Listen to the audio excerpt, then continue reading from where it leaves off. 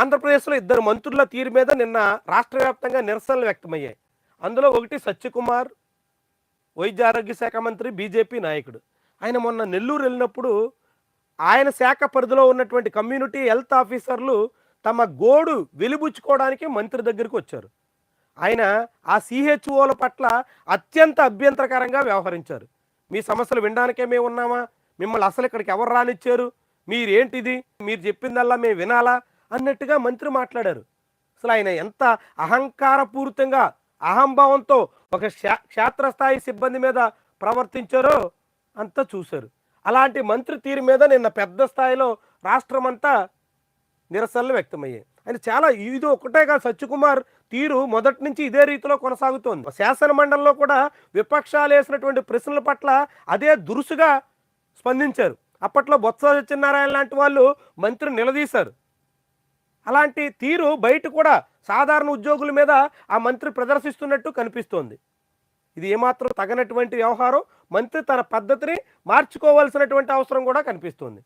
అదే సమయంలో deputy CM Pawan Kalyan బర్తరఫ్ చేయాలి అని కర్నూలులో ధర్నా. ఆవాస్ సంస్థ ప్రతినిధులు నిన్న కర్నూలులో డిప్యూటీ సీఎం పవన్ కళ్యాణ్ని బర్తరఫ్ చేయాలి, పెహల్గాం ఘటన మీద స్పందించినటువంటి సమయంలో ముస్లింల్ని ఉగ్రవాదులుగా చిత్రీకరించే ప్రయత్నం పవన్ కళ్యాణ్ చేశారు, అలాంటి రాజ్యాంగం మీద విశ్వాసం లేనటువంటి వ్యక్తి ఉప ముఖ్యమంత్రిగా ఉండేదానికి అర్హత లేదు, అలాంటి వాళ్ళని తొలగించాలి, బర్తరఫ్ చేయాలి అని ఆవాస్ సంస్థ డిమాండ్ చేస్తున్నటువంటి వ్యవహారం మనం చూడొచ్చు. ఒకవైపు ఏమో మంత్రి సత్యకుమార్ యాదవ్ తన శాఖలో పనిచేస్తున్నటువంటి సిబ్బంది పట్ల అత్యంత అహంకారపూరితంగా అహంభావంతో వ్యవహరిస్తే, రెండోది డిప్యూటీ సీఎం పవన్ కళ్యాణ్ ముస్లింల పట్ల చేసినటువంటి కామెంట్స్ కూడా కలకాలం రేపుతున్నట్టు కనిపిస్తున్నాయి. ఒకే రోజు ఇద్దరు మంత్రుల తీరు మీద రెండు చోట్ల రాష్ట్ర వ్యాప్తంగా నిరసనలు వ్యక్తం అవడం అన్నది ఒక విశేషంగా మనం భావించాల్సి ఉంటుంది. సరిగ్గా ఇదే సమయంలో గిరిజన సంక్షేమ శాఖ మంత్రి సంధ్యారాణి తీరు మీద కూడా అనేక రకాల విమర్శలు వస్తున్నాయి.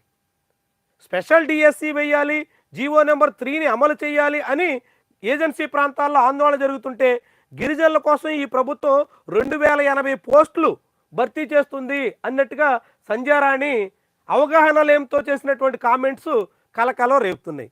వాస్తవానికి గిరిజనులకి 2000 పోస్టులు డిఎస్సిలో లేవు, కేవలం 1080 1070 మాత్రమే ఉన్నాయి సుమారుగా.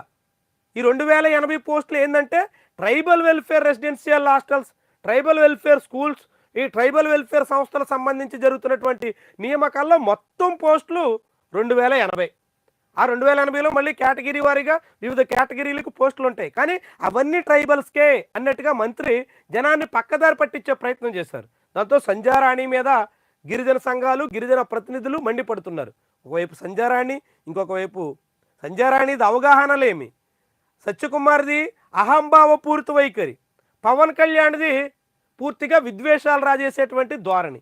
ఇలా మంత్రులు ఒక్కొక్కరు ఒక్కొక్క రీతిలో విమర్శలకి, నిరసనలకి గురి కావాల్సినటువంటి పరిస్థితి ఆంధ్రప్రదేశ్లో ఇప్పుడు కొనసాగుతుంది.